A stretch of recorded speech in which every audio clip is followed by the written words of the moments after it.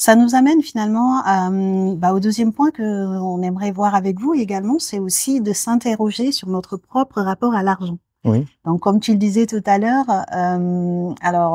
l'argent crée beaucoup de dualité en nous-mêmes Mhm. et certaines fois, ben, on n'a pas conscience justement de notre rapport à l'argent. Donc, certaines personnes, par exemple, qui sont très économes, donc qui ont tendance à accumuler, par exemple, souvent, ça leur vient peut-être du fait d'avoir manqué de l'argent plus tôt dans leur enfance. Mhm. Et donc, ce manque qui a été vécu très durement, bah, va faire qu'on va donner une attention très particulière à l'argent, au risque parfois de pas savoir en profiter, au risque de pas pouvoir en profiter. Et donc, c'est aussi important de se questionner sur cette notion aussi de rapport personnel qu'on a à l'argent. Oui. Alors, moi, je rajouterais aussi que par rapport à ce désir de cumuler l'argent, toujours plus, qui peut dire aujourd'hui, j'en ai assez? Mm. Qui aujourd'hui arrive à dire qu'on n'en ait vraiment pas beaucoup, qu'on en ait moyennement ou beaucoup? En général, personne n'arrive au moment où on dit, ça y est, j'ai ce qu'il me faut, j'arrête. En fait, il faut se rendre compte que cette quête, c'est une quête de l'avidité qui n'a pas de limite et donc qui ne peut pas proposer une sérénité. Mm. Ça propose simplement une fuite en avant. Et l'avidité augmente avec la fortune. Ça, c'est quelque chose qu'on voit toujours. Quand on collectionne les milliers et qu'on arrive au bout des milliers, on va vouloir collectionner les millions. Mm. Ça ne s'arrête pas. Ouais. Et celui qui est millionnaire, il va se dire, avec tous ces millions, je vais pouvoir investir et devenir milliardaire. Il n'y a pas de fin. Donc c'est vraiment se retourner vers l'intérieur et se dire, voilà, qu'est-ce que c'est la vie? Qu'est-ce que je recherche dans la vie? Et qu'est-ce que j'attends de la vie? Tout à fait. C'est vrai que ça peut être une fuite en avant, hein. Je me rappelle d'une histoire que j'ai entendue justement d'un millionnaire qui avait été interrogé dans un magazine et on lui demandait s'il se considérait comme riche. Et il a répondu non, parce que il avait un tout petit jet, alors que ses copains avaient des jets privés qui étaient encore plus grands.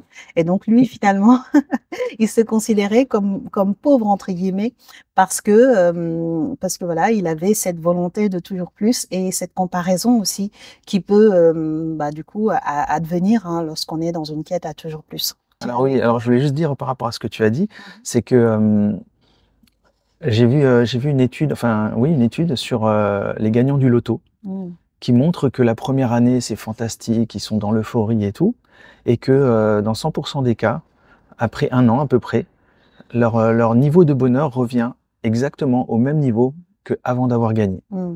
En fait, c'est ça, c'est le cerveau va toujours s'adapter, que ce soit à la misère ou à l'opulence. Mm. Et ensuite, l'ego reprend le dessus et va chercher qu'est-ce qu'il va pouvoir vouloir d'autre, vouloir de plus, ou quelles sont les blessures sur lesquelles il va se pencher. Mm. C'est pour ça que quel que soit le niveau de richesse, si on ne travaille pas à l'intérieur, rien ne changera à l'extérieur. Tout à fait. Mmh. Et toujours pour développer aussi cette compréhension par rapport à l'argent, donc tu le disais tout à l'heure, certaines fois dans les milieux spirituels, on peut aussi voir des profils entre guillemets fuyants par rapport à l'argent. Donc ils sont dans un rejet par rapport à l'argent et finalement ça peut être important aussi ou intéressant de s'interroger sur ce rejet-là qui vient pas de nulle part, hein, Mhm. parce que ça peut venir aussi de croyances limitantes, que l'argent c'est sale, que l'argent Mhm. c'est mauvais. Et du coup, ces personnes peuvent se retrouver dans des situations aussi qui sont pas agréables à vivre au quotidien, pas confortables.